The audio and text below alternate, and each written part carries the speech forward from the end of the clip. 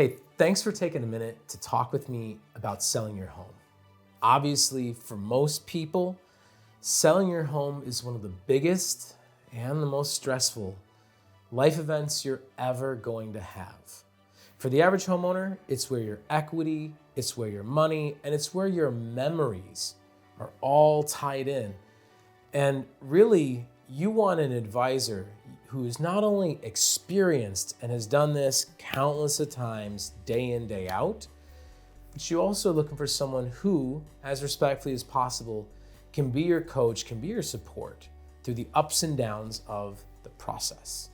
And realistically, what I've endeavored to bring here today is something that will allow you to have peace of mind from the minute you decide it's time to years after you're done. How do I accomplish this? Really, it's through a number of simple, very easy steps. Like I've said before, everything starts with a conversation. Every relationship, even this one, should be one where there's full transparency, full understanding between both sides. We sit down and adequately discuss what are your needs, what are your must-haves, what are your timelines, how does it intersect with what you're going to do next. Too often, people leave not only money on the table, but cause themselves unnecessary stress by not properly figuring out how do we want to handle showings.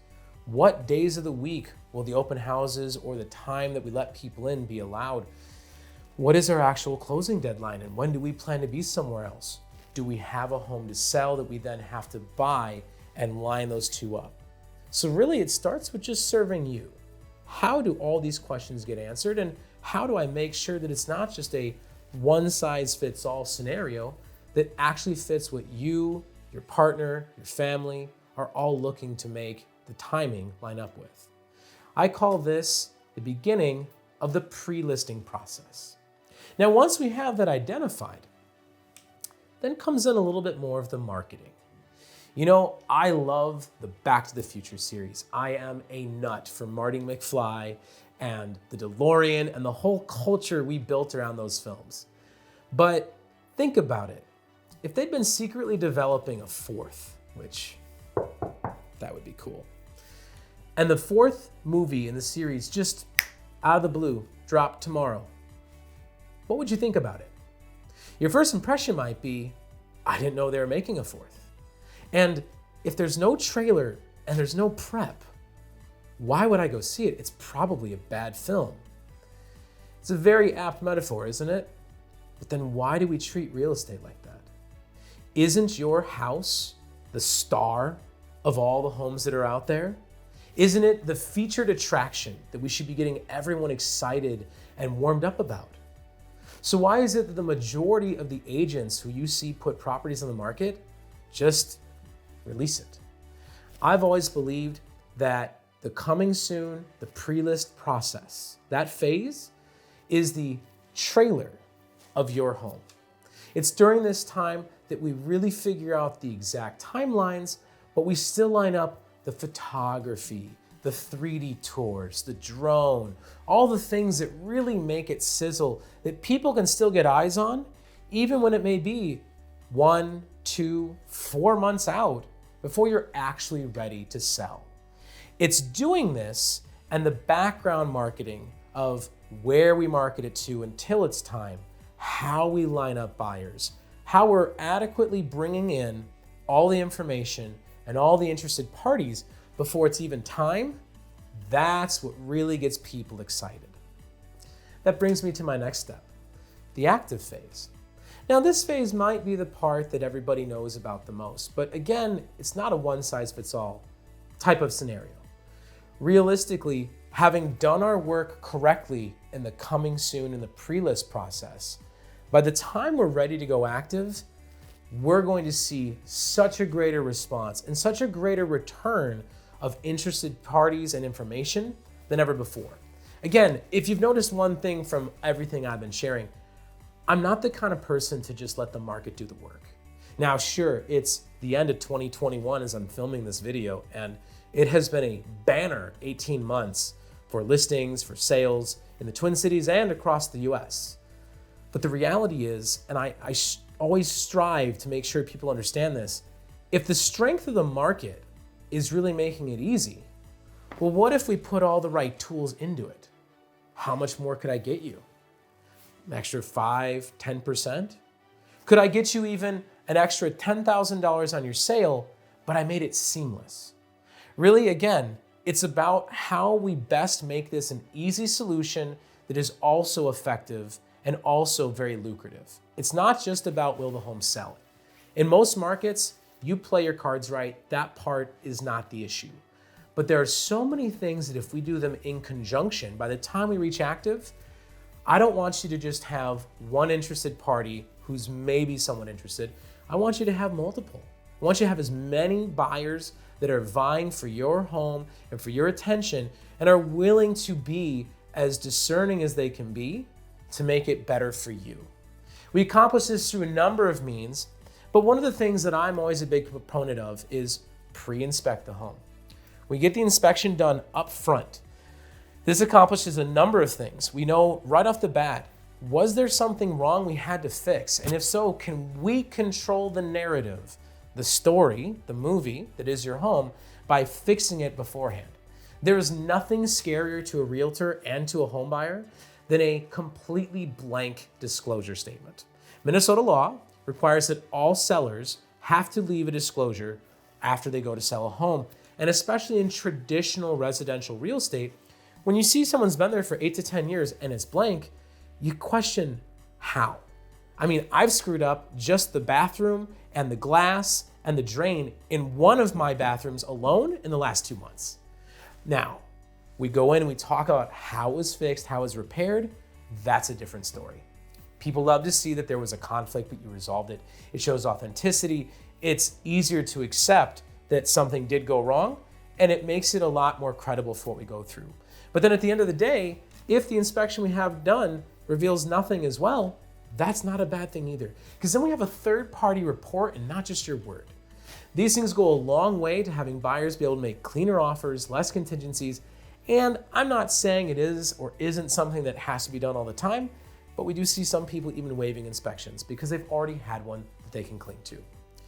This in conjunction with where your marketing goes, the various websites we put up, scheduling particular tactics around when and how we do open houses, how we schedule the media and the marketing and the social media in conjunction to, again, really tell the story that your home is unique and that it is a one-of-a-kind, once-in-a-lifetime opportunity that they need to be a part of. All of this lines us up to, if done successfully, create a very strong response and even offers, oftentimes within the first 72 hours. Now, I've been doing this and I've been successfully getting these responses long before COVID changed how we buy and sell. But as I stated earlier, all I look at now is if we've got the strength of the market, these tactics create momentum, which transition you so much more smoothly at better prices into the final phase, which is the actual sale. This is actually my favorite one to talk about because this is probably the most overlooked of all of them. You know, plenty of other agents are figuring out how to do some of the pre-list, and obviously during the active aspects of it, some of those pull from time-honored traditions that have existed for decades. But the actual part of there's an offer in hand, this is where most agents, it really separates the experienced veterans from someone who just has their license. Because the reality is, this is your most important moment. This is the moment of truth. A buyer has agreed to perform, and they've offered a price, they've offered terms. But this is where everything can go wrong.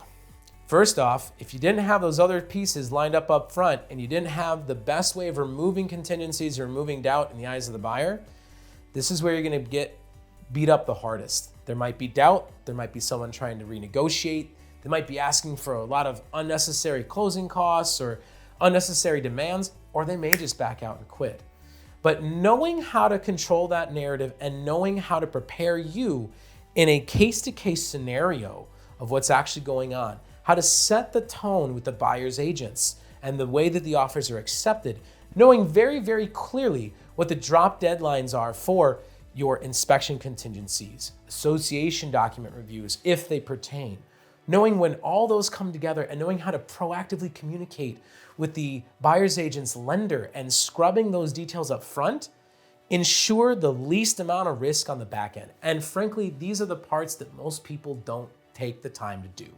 Oh, we got the offer, autopilot. No, I take the time to make sure that I call every single time to see what kind of rapport and communication I can establish with the buyer's agent. I do the same thing with the lender, because knowing how that is being handled, this is ultimately someone that you're gonna get involved in a mini relationship.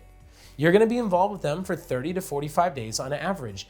And how they handle conflict, how they respond on the front end is usually a decent indicator on the back end. If you can't reach them up front, good luck finding out when that appraisal comes through. Did you have a plan for the fact that the home sold for such a high price? What are you gonna do if the appraisal is low? Did you negotiate that up front? What are the turnaround timelines for it? It's the little details that matter here, because this, even though that paper's in hand, this is where things can fall apart. There's nothing worse than doing everything right to get to that point and then dropping the ball at the end. Last but not least in the process is after closing. Again, this is one of my favorites because it's yet another example of where most real estate professionals give up. Because frankly, in our business, it's too easy, whether you're trying or not trying to just be transactional.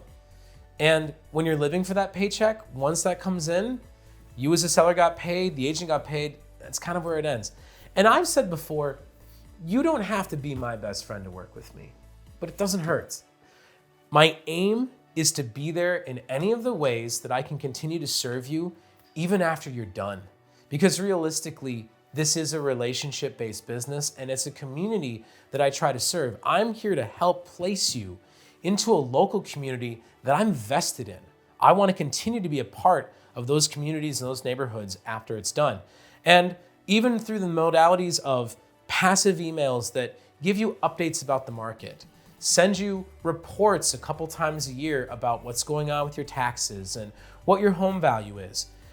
You still get access to preferred local vendors who give discounts to local services, shops, restaurants because of their partnership with me, further giving you excuses and incentives to give back and put the money back into your own area.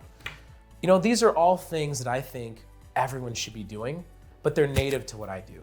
My goal is that whenever, however, for you, your friends, your family, neighbors, whatever the case may be, when the moment is right again, that you need me, even if it's for questions, not just when you need me to help you do this a second time, I'm here. And it's that commitment to excellence that never goes away long after the transaction is over. Thank you for taking a moment to see a bit about how I do this. I'd love to share you the finer details in person. Let me know when would be a good time to connect.